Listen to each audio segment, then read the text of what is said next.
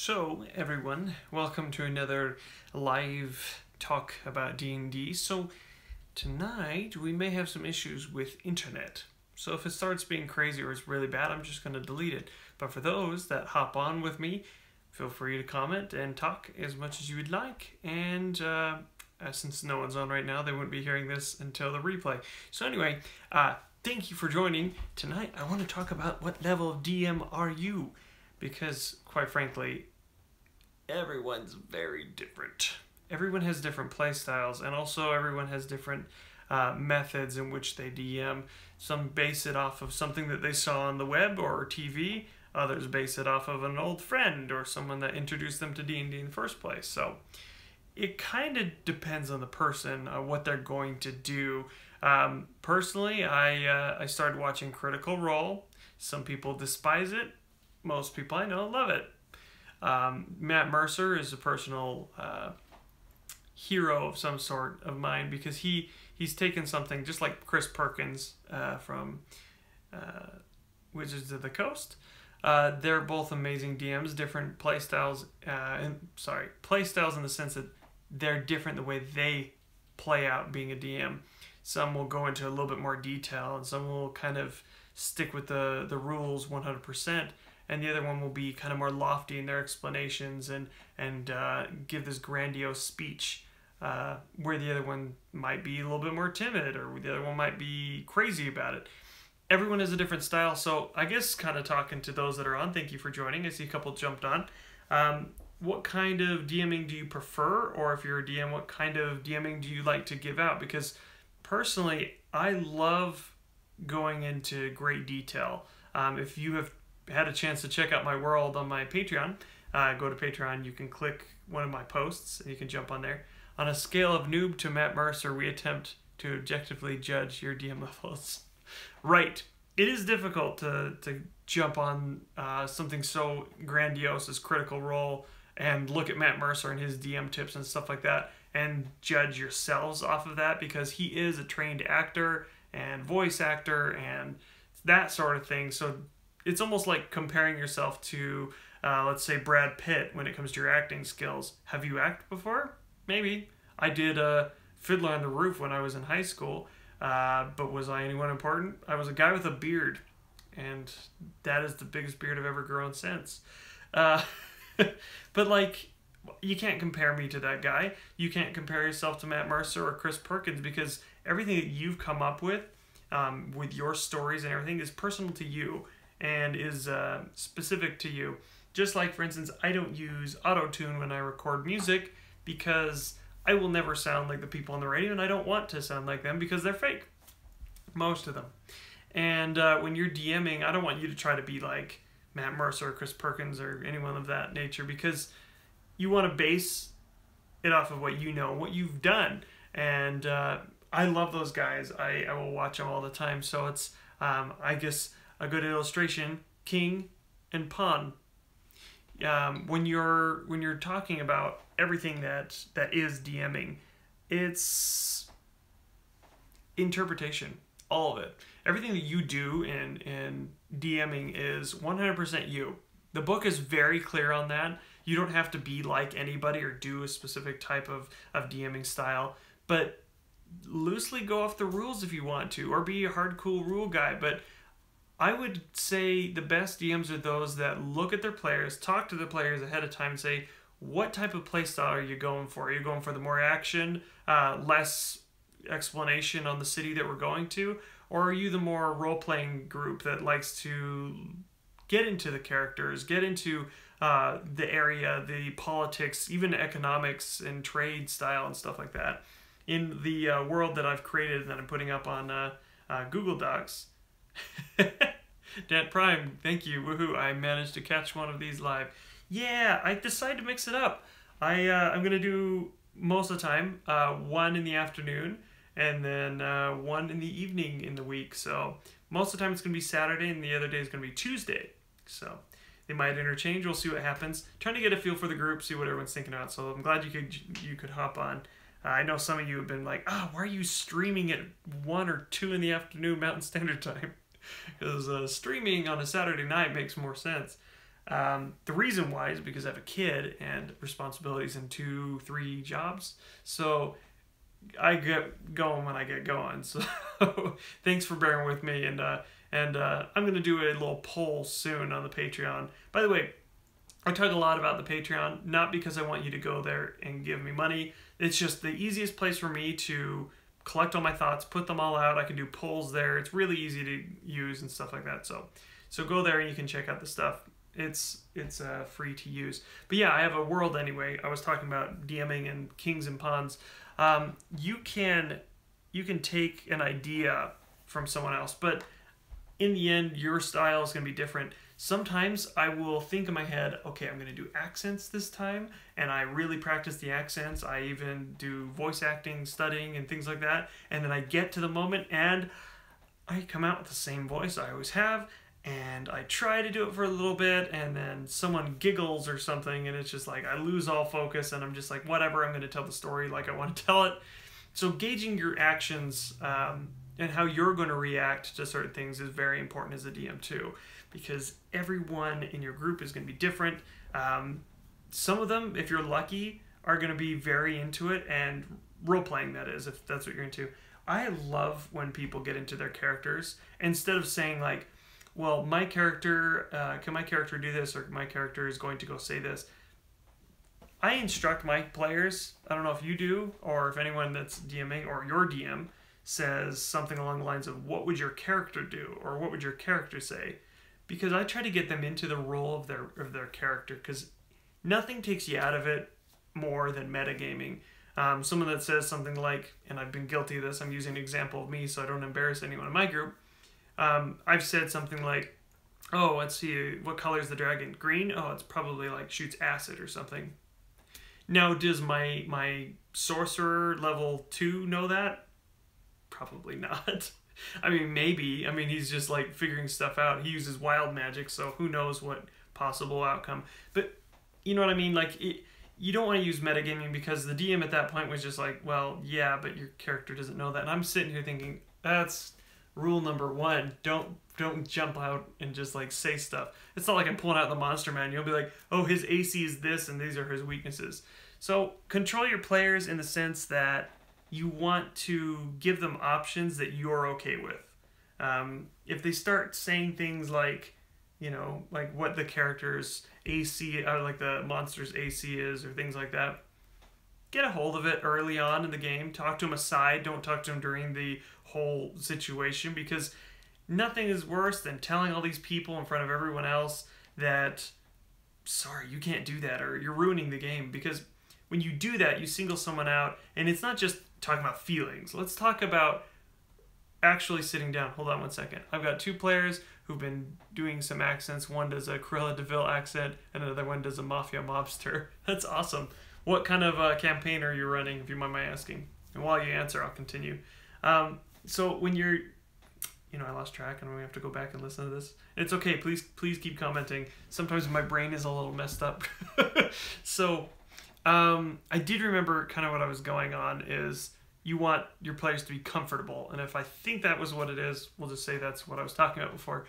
You want your players to be comfortable in a group. And if you're singling someone out specifically, it really makes it hard for that person the next time to ever interject or say something or be clever. Because when you try to be clever and someone shuts you down, it's totally jarring. So yes, that is what I was talking about, I believe.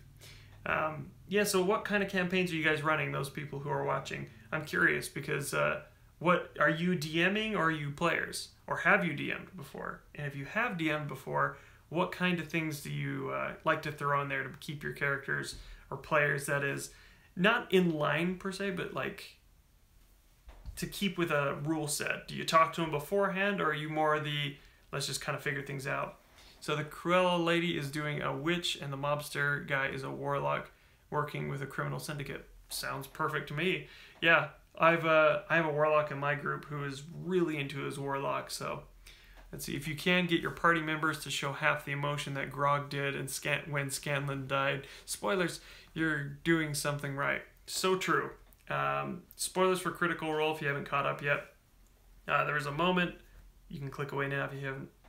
You've probably seen it. Anyway, There's a moment when Scanlan, a bard, died, and Grog, who is a Goliath barbarian, and they're like really good friends they role play really well. That's kind of why I like that show a lot, and I feel like a lot of people do, is because we get so afraid and in our own way of voice acting, or like not just acting, just being the character, that we end up just being kind of ourselves, or just kind of uncomfortable making jokes all the time.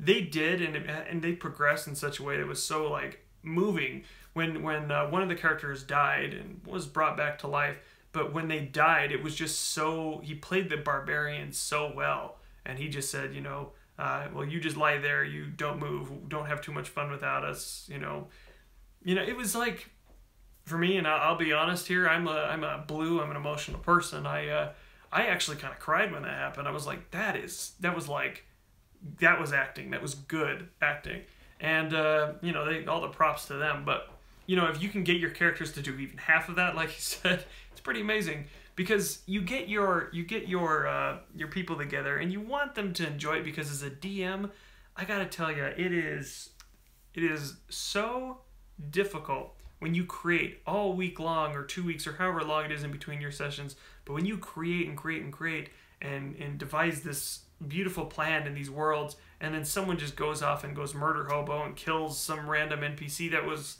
kind of important to you, it's difficult, but you gotta learn to roll with it. That makes sense?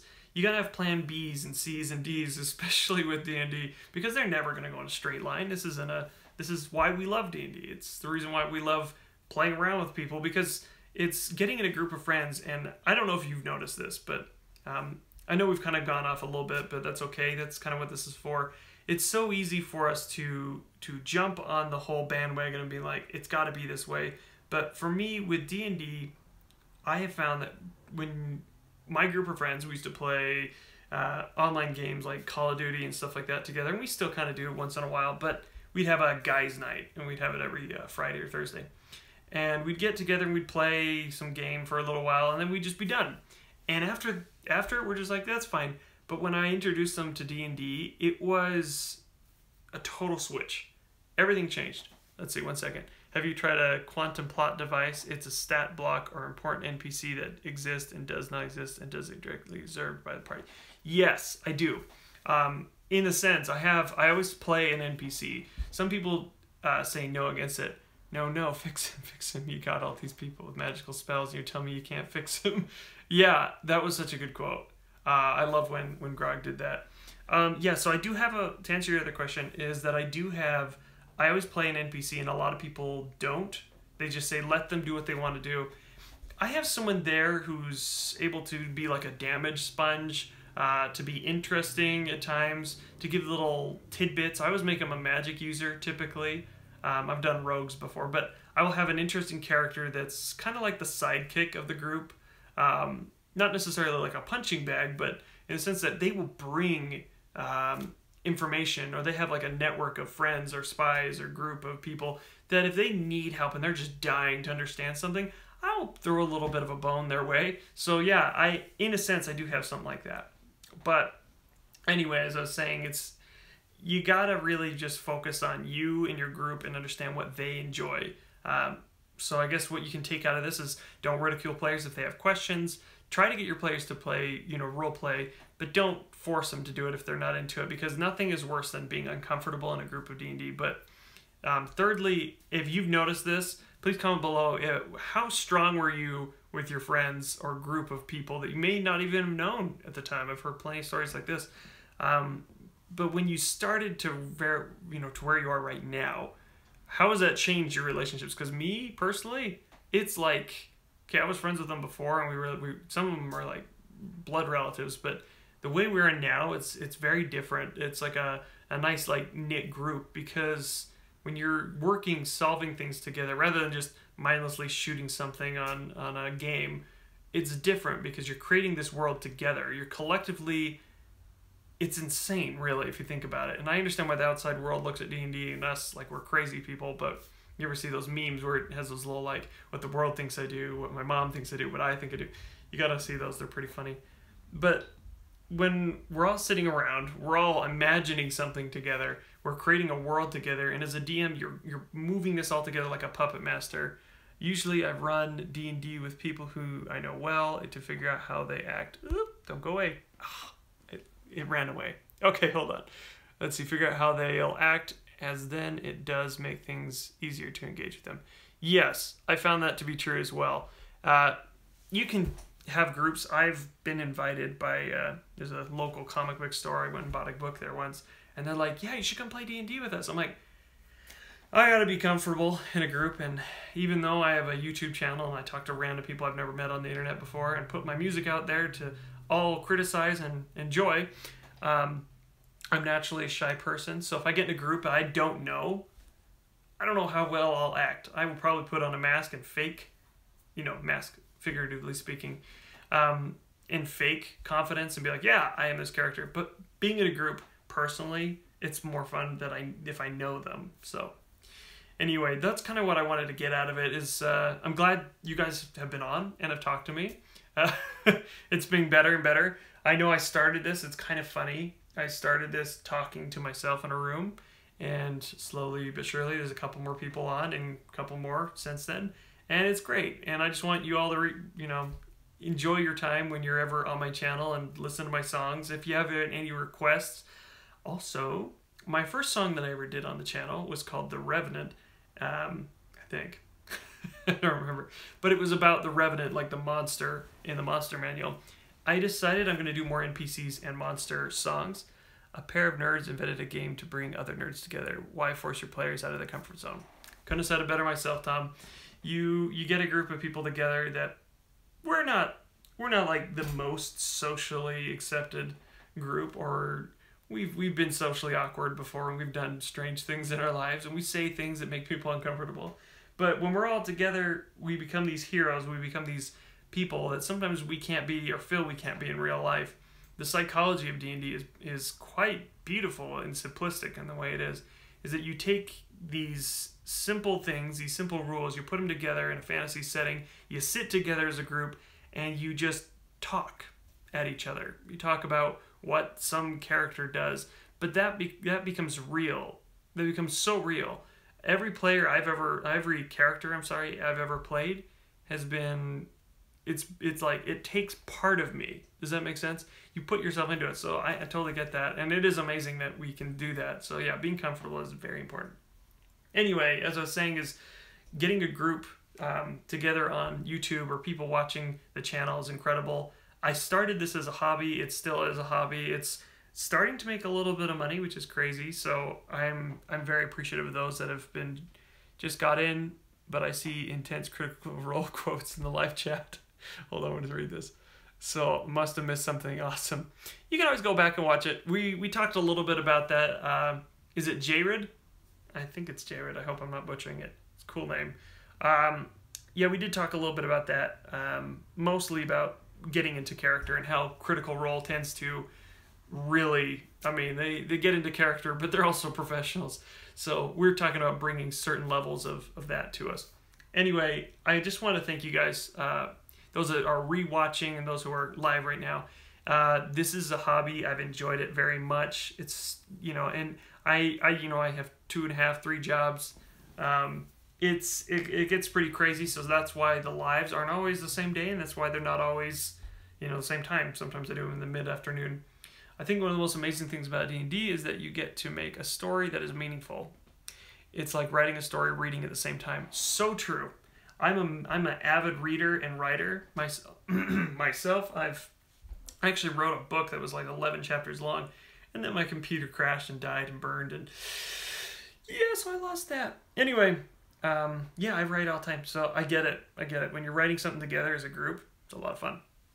Anyway, I want to thank you all for joining. I'm going to sign off now because I've got to do more things. I'm always busy. Anyway, I want to thank you all very much, and may your roles always be natural ones. If you want to check out the Patreon, please go on. I said, no, that's awful. So sorry about your book. Yeah, it was pretty devastating. It was like I Am Legend, before I Am Legend came out, and it had this whole like amnesia thing, like the beginning of Walking Dead, before the Walking Dead came out. And so as these movies came out and all these shows, and I was just like, there is no such thing as an original idea, and if you came out with a book afterwards, everyone would be like, you copied that from that and that. No, it was meant to be. But the point is that I'm writing fantasy, so that's even more fun. Yeah, so you can check out my Patreon. I'm not saying to go there for money. You go there. There's actually, I have a lot of posts. I'm going to be doing polls. I try to post daily, but if it's not, it's every other day. I put my world on there, and that's kind of fun. I love creating worlds. I'm kind of a nerd about that. I love maps and books and backgrounds. So I'm actually creating backgrounds on every single city in my D&D world. I've created, I think, 3 or 4 factions. I have more, but I'm trying to kind of put them out in a format, so you can go check it out. It's kind of fun. It's progressing. Sometimes if you get on there, you'll see me typing in it, and it'll just start and keep going. It's a view only, of course. You can't edit, but if you have any suggestions, feel free. I love talking to you guys. It's one of my favorite things. Since time immemorial, people have been telling stories. Just tell a story worth reading, and it will take on life its own. It's true. And in D&D, we all get to do that collectively. This is much longer than I intended, but it was fun talking to you guys. I appreciate it very much. You're spending time watching me. Go watch some Critical Role. Go watch something fun. I love you guys. You guys are the best. I'll talk to you later. May your roles always be natural ones and not natural ones. All right. Have a good one. Talk to you later, guys.